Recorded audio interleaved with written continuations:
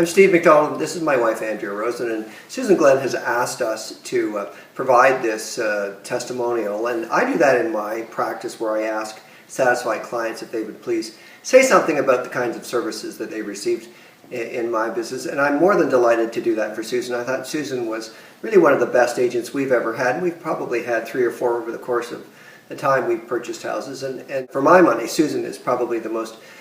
sensitive and understands what our needs are and worked like the Dickens. And it was somewhat to my regret that we couldn't actually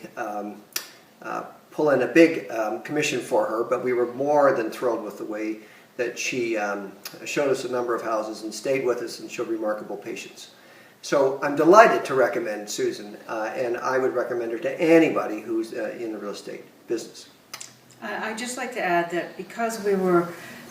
renovating our house, but also considering buying a house,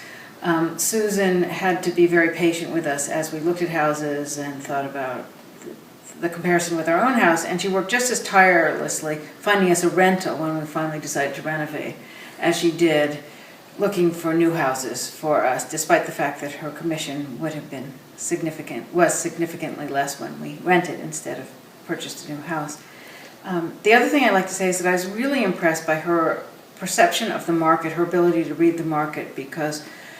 some of the houses we were considering sold eventually for virtually exactly what Susan predicted they would go for. And it's always nice to have a real estate agent who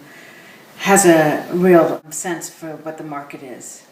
And I just echo what Steve said, that she was tireless in seeing us after hours, working around our hectic schedules, and she was always charming and pleasant, whether it was the middle of the night or Sunday or Saturday. She was a pleasure to deal with. Yep, and if we ever need anything again along those lines, she'll be the first we call.